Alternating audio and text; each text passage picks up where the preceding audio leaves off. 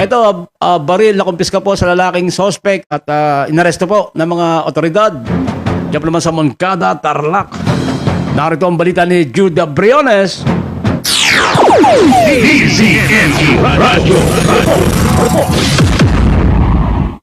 Sa bisa ng search warrant na inisyu ng Honorable Luis Velasquez, presiding judge ng RTC Branch 105, Paniki Tarlac ay nagawang halughugin ng mga operatiba ng Intel at Station Drug Enforcement Unit ng Moncada Municipal Police Station ang loob ng pamamahay kung saan nakatira ang lalaking suspect na isang 43 anyos sa Barangay San Juan, Moncada, Tarlac kahapon ng umaga ng Disyembre 16, 2025. Ang pag-implementa ng search warrant ng mga otoridad ay pinangunahan mismo ni Police Major Jim Gambua, hipi ng Moncada Municipal Police Station.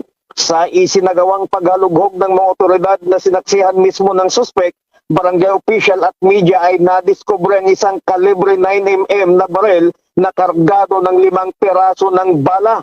Walang mga naipakitang legal na dokumento patungkol sa pag-iingat ng baril ng suspect, kung kaya't binasahan ito ng kanyang mga karapatan at saka inaresto at dinala sa Moncada Municipal Police Station para sa tamang dokumentasyon at disposisyon. Itinago mula sa kanyang tunay na pagkakakilanlan ang naarestong suspect na lalaki na isang 43 anyos dahil sa karapatan nitong mapanatili ang kanyang pagiging inosente hanggang mapatunayan ang kasalanan nito sa korte.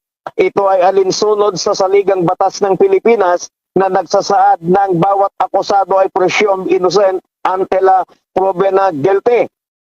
Iniahanda na ng mga otoridad ng Moncada Municipal Police Station ang kasong paglabag sa Republic Act 10591 o mas kilala sa tawag na komprehensibong batas sa pagkontrol at regulasyon ng mga baril at bala ang naturang suspect na nasa kustodiya ng naturang himpilan ng pulis. Mula dito sa bayan ng Moncada, Tarlac, Jude Briones nagulat para sa Target Owner sa DC 1530 ang Radyo TV.